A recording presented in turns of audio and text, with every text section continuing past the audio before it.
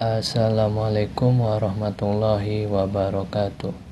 Marilah kita semua panjatkan puji dan syukur kehadiran Allah Subhanahu wa Ta'ala, Tuhan semesta alam. Oke, pada kesempatan kali ini saya akan membahas mengenai cara mengembalikan akun WhatsApp yang dihack melalui kode. Oke, langsung saja perhatikan video saya ini. Pertama, kita pilih Google Chrome. Oke, selanjutnya di kolom pencarian kita cari WhatsApp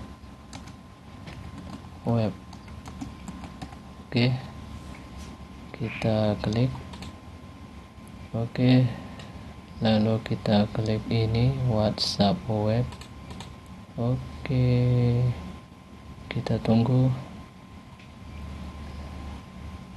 Masih kita tunggu. Oke, selesai. Masih kita tunggu. Please wait. Silahkan tunggu. Oke, kita pilih ini link tautan melalui nomor HP. Oke, kita pilih yang paling bawah ini. Oke, kita tulis nomor HP yang dihack.